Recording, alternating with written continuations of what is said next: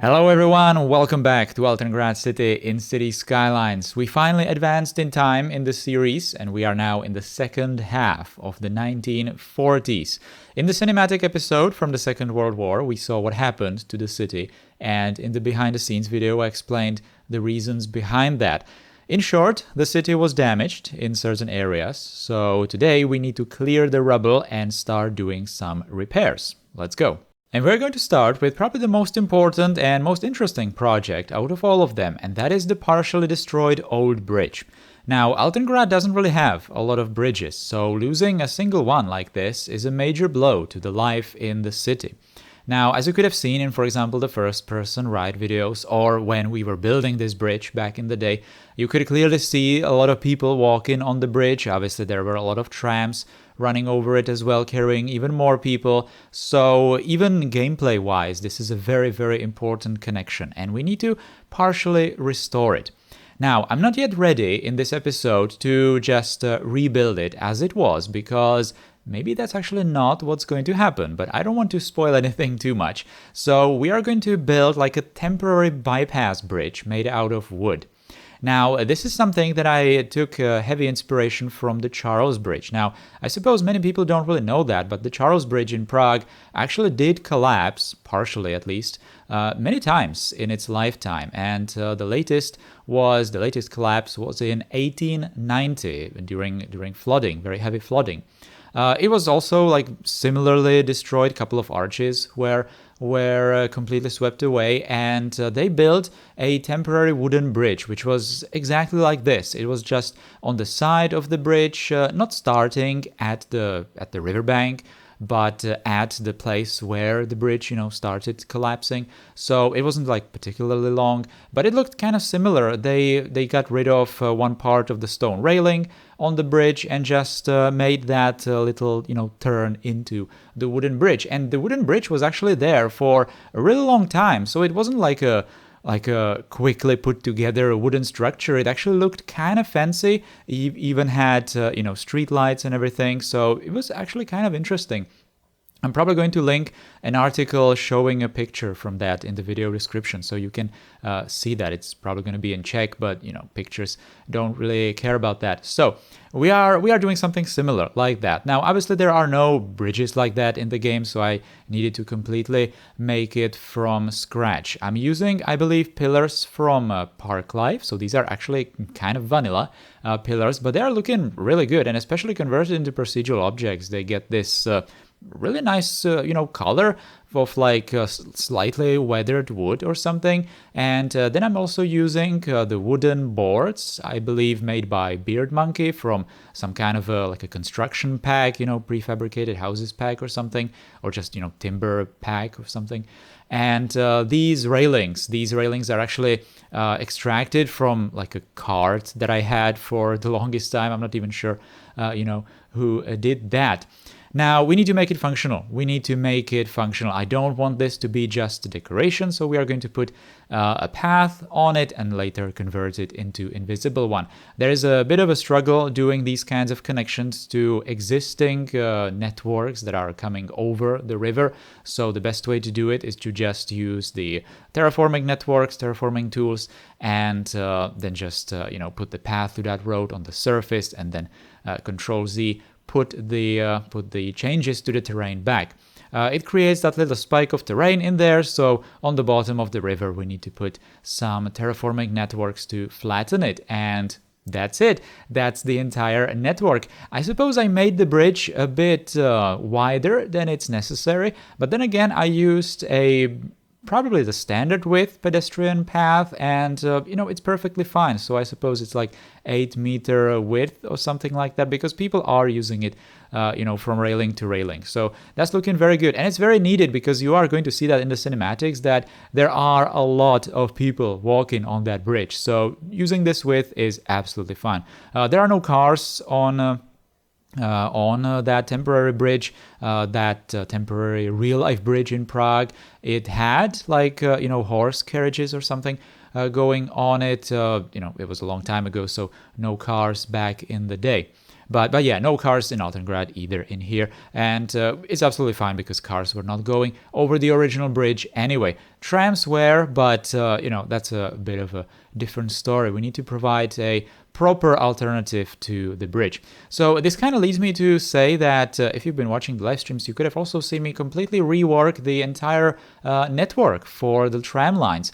I think that the city right now has around, well, actually, I don't know, like 7, 8 lines, maybe slightly less, I'm not even sure. But it actually has a couple of lines extra than I had at the start. I made sure that I'm basically like doubling most of the terminus stations because that's kind of how they were made. Those are the, infamous double track terminus stations that I did here and there so that they can accept 2 lines without interfering with each other. And actually most of the important like backbone lines are also doubled with at least 2 lines. So it's kind of working nicely at this point. We have a lot of people using the public transport again.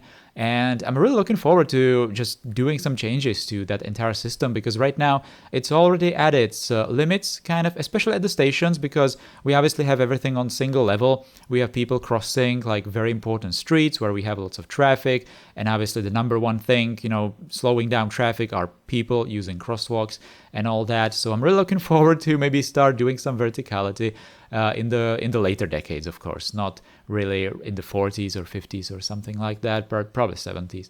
By the way, I actually recently posted a couple of pictures in the community posts here on YouTube, basically like lists that I'm maintaining on our Discord, where I'm collecting all kinds of ideas for projects for the city. So if you have any suggestions, you can search that and maybe add to it something, because I'm always looking forward for more projects. Right now I think the Altengrad series got 50 episodes in the 30s, basically just building the city up from scratch.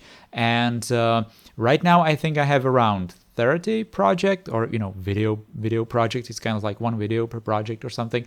So I would at least like to have it like 50 and 50, so that the series was actually like bulk of the series was focusing on the time progression and not actually building the city in the 30s. But I'm really looking forward to the modern times because we are obviously going to focus more on infrastructure, a lot more than we did right now. So, that's going to be just more interesting. And I'm, reaching all the modern times, we might as well just do some of the stuff that we are doing in Aurelia or the new series, for example. So that's going to be really interesting. But anyway, I kind of digress. So the things that we did over here, well, I basically just cleared the rubble, especially in these more outlying areas, and just left these gaps in the city blocks. Now, especially the market square right here, it was hit very badly during the war, and it partially even destroyed some of these streets and the blocks of buildings. Now, a couple of buildings were not directly collapsed during the attack, but they had to be just torn down because they were not good anymore. So we have a lot of open area in here. And when we are going to advance into the next decade, into the 1950s, we are going to do some significant infrastructure changes in this area. So here we can see the before and after. We see kind of like tiny little construction sites around the edges of the collapsed portion of the old bridge, and we obviously see the new stuff. And all those empty areas that were just cleared of rubble and, destroyed buildings. Now we are going to move into this area. This is actually what I did first for the refurbishing, and this is the intersection where the tank battle took place. Now, in this intersection, a couple of buildings were destroyed, and we are just going to, again, clear the rubble, put a wooden fence around it, do some, reasonably simple changes around this area so that it's looking like it's being, repaired, at least on the street level. And the actual block where the buildings used to be, that's just going to be empty with maybe some remaining rubble, because these are obviously going to be a bit more difficult to repair because, these are like, these are the, what's the word? These are private houses. So unlike the public infrastructure, these are not really going to have that much priority going forward. So we are still going to have some rubble in here, some people still clearing that up. and thinking what to do next in here. But right now, I don't really want to actually commit into just putting random buildings or even the same looking buildings in these areas. We might do that somewhere else in the city, but not in this particular place. I think I explained this in the behind the scenes previous video, where I said that the damage done to the city was kind of strategic in terms of planning the series, not exactly in the city itself, in real life if it was, but in terms of the series, because I do have some plans for doing something slightly different with this intersection. I already mentioned that the old bridge might see some changes with the infrastructure, and well, this area might see something similar. So since this place, like I said, was the first thing that I started repairing, I did some more detailing that was probably necessary or visible from the cinematics that I'm going to do. So I did some remaining rubble, did like a truck there that's just moving it away, and also because the buildings definitely had some kind of cellars, then I'm just using terraforming networks to put the terrain slightly lower, and we are probably at the final stages of clearing it up, of course, because we don't see any remnants of the buildings, just some rubble neatly stacked somewhere, and it's just going to be slowly moved away. Anyway, here we can see the transition, so not much has changed in this particular intersection except for that one corner. And here we have the monastery island, which is just around the corner on the other side, well, on the bridge, on the island on the other side of this bridge, where we had that destroyed tank. And that was just the area that kind of burned down in that little park. So a couple of trees had to be removed, and we have now a lot of dirt in that place. Now we are going to move into the industrial zone, the big one, the biggest industrial zone in the city. Unfortunately, during the war, a couple of bombs actually fell into this area, this kind of like a workers' slums. Well, not really slums, but like poor workers' housing area. As you can see, we had all of these gravel paths, mud paths running through the area, and unfortunately it was hit very, very bad. So the center of the area, I'm just going to clear it. I'm going to do something that I'm not exactly a fan of, and that's overlapping decals, but in this particular place it was very necessary, and the before and after shot is going to be static, so that's not going to be a problem. And this is just a temporary thing because we are going to do something different in here in the coming decades, but maybe not very soon, because again, I do have some, actually again, infrastructure plans for this particular area. So this place, it was just about clearing the rubble, and as you can see, that's a lot of space that's left open there. Now, the industrial area is going to be different out of all of those that we have seen before, because the industry is obviously going to still be in Altengrad, and on the contrary, actually, industry is going to be even larger in Altengrad. I think that might be the topic, very large topic of the 1950s, how we are just going to increase the industrial capacity of the city, definitely increase the footprint of all the factories, going to build some kind of railway infrastructure, bigger railway infrastructure for cargo and things like that. But right now, we are just going to, again, clear the damage, and we are going to prepare the area for future construction. So all the destroyed buildings, all these things like that, we are just going to kind of, get rid of that rubble and just, fill the craters and repair the roads with dirt paths or something. And that's pretty much going to be it, except for this big factory hall, because it was not destroyed completely. Obviously, the walls remained. I think I was talking about this in the behind the scenes episode, that it just felt, appropriate to leave some remnants of it still standing, because the actual volume of materials in the building is not that big, so it doesn't make sense. If something exploded in like the center of the building, then it would just like collapse the roof, because it would just blow away the pillars or something. But definitely something would remain. So we are just going to reconstruct that. And we are going to use exactly the same building, because why not? I'm just going to keep some of the walls that were already there standing. I was just deleting the partially caved in roofs, and we are going to make it look like it's in the process of being rebuilt. Now, back when this building was still standing in the 30s, it had a cargo train station in the center of it. So so that's not there right now, but we are obviously going to put that back. But we are probably going to do some reworks of the cargo infrastructure, railway cargo infrastructure anyway. So maybe I'm going to put that back, maybe not. That's not exactly necessary right now. This particular asset, or it's a building, I think, or prop, I'm not sure, I downloaded for this very purpose. You can get it in the workshop. It's like a partially constructed, well, basically it's just a steel frame of some kind of a warehouse building, and I think it's in two versions. You can get it rusty or this like new, so this is absolutely perfect for me, you know. I'm just going to use procedural objects, scale it perfectly so it fits over the roof. It's probably not exactly the shape of the original roof, but you know, that's absolutely fine. And we are going to put it over the factory hall so that it's going to look like it's being put back, and you know, the industry, the manufacturing is going to be back in no time. Now, I intentionally didn't really clear all the debris inside the factory floor because I wasn't super sure how I want to do it. Obviously, back in the day when this building was, you know, when it was still 100% functional, it didn't have anything inside except for that fake cargo train station. Well, not fake, functional, but you know, not exactly looking good.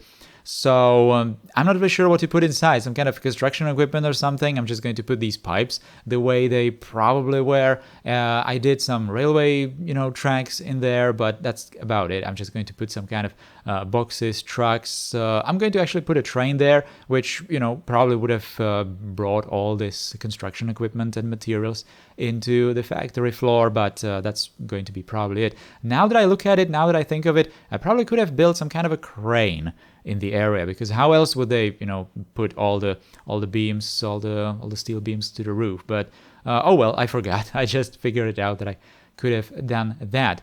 But yeah, the plan for this particular area is not really going to change. We are going to just extend the industry. We are going to make the industrial areas much larger with much more train infrastructure, and in later decades we are going to make it so that it's going to be partially abandoned. Partially, you know, the city is just going to move towards like lighter industry or just no industry at all. But that's like 90s or early 2000s or something. So definitely the industry is going to stay with us for a very long time. Now, obviously, hand in hand with increasing the industrial capacity of the city, we will also need to provide more housing for the workers. And you probably already know where this is, where this is going to go, because we need to provide some of those, you know, concrete prefabricated structures. That's definitely planned. I'm probably going to start doing that a bit later than would be, you know, super realistic, because I want to use one particular set of those buildings, and those were built in the 70s. So we are probably going to wait until then. But that doesn't mean we don't need to prepare all the things, all the other projects in front of that in the 60s. So that's also going to be planned.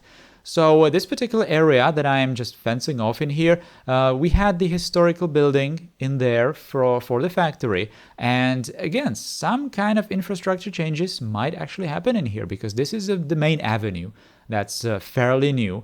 And maybe this avenue could actually be the start of some kind of a highway going off the city, and maybe those places that are now open or have been opened by the war are going to serve as some kind of intersections, or, you know, things like that. So that's all, you know, a possibility that I could do. I have like a very vague idea how I want to do, for example, the highway connections or the main avenues and these kinds of changes to the city. But, you know, it's just all going to be a bit clear when we start actually doing that. So still, we have some damage to repair in the industrial zone. Also, just going to fill in these craters so that we can just continue building in those open areas later. So again, this is the before and after transition. You can kind of see also that residential area on the right side there, how it was just, not repaired, but just made slightly better, just cleared the rubble and filled the craters, which is exactly what happened to the right of the industrial zone as well. But the entire big factory building is now being restored. Another important area in the city that definitely needs to receive our attention is the cargo harbor. Now, the cargo harbor was also hit quite extensively, even though the damage was not that super severe. Now, in this particular place, it's going to follow the formula of the industrial zone. So obviously we want to keep the harbor. The harbor is, nice looking. It's a very strategically placed harbor as well in the city. It's not exactly close to the industrial zone. Well, actually the industrial zone is right on the other side of the city, but there are railway connections connecting to it, even though the railway connections are not like super convenient. So maybe some changes could happen also in that particular area. But right now, the entire industry around the cargo harbor is already a bit dated. It definitely needs to have some attention and some expansion. As I mentioned, or at least I think I mentioned, this harbor when I was building it, I probably mentioned that this harbor is a direct copy of the Bratislava harbor, at least in terms of the shape, even though I think it's mirrored. I think it's mirrored. Well, if we look at Altengrad, so that this particular view has north up of the view, but anyway, that doesn't really matter. But size-wise, it's exactly one-to-one copy, and it doesn't really have all the industry around it. Doesn't really have all the piers how it is in real life. So again, that kind of gives you an idea that maybe we are going to move closer to that real life situation. So there are a couple of piers, there are a couple of empty areas that can still receive some piers. We might even build some kind of like a shipyard or something, just a factory for making boats, or just generally increase the industry and obviously add some more future looking or modern looking buildings as we are going to be progressing in time, because lots of these industrial buildings, not just here but everywhere else in the city, are already looking kind of dated, even in the 40s that we are in right now. So that's definitely a possibility. Now, also around the harbor, I do plan some infrastructure changes. That's kind of how I plan all these areas to change. But but with the cargo harbor, maybe even highways are going to be partially going through the cargo harbor, and they're going to be basically just cutting their way towards the center of the city. Railways we might also improve, because right now we have kind of a clunky way of reaching the upper terrain levels of the city and basically be able to just cross the city to the industrial zone, for example. There are no like direct convenient connection or something like that.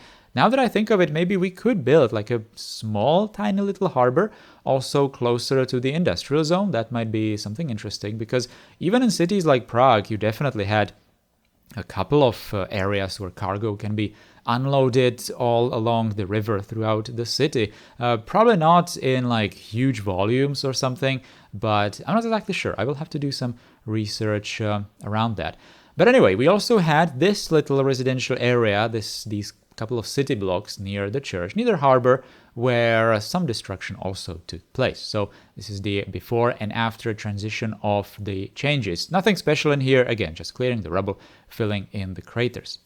Anyway, this is back at the old bridge, and you can see, these are just going to be a couple of cinematics that I put together. You can see how this temporary bridge is being used. This is a very satisfying view, how everyone is just walking on it and just using it, and obviously just contributing to much lighter traffic elsewhere.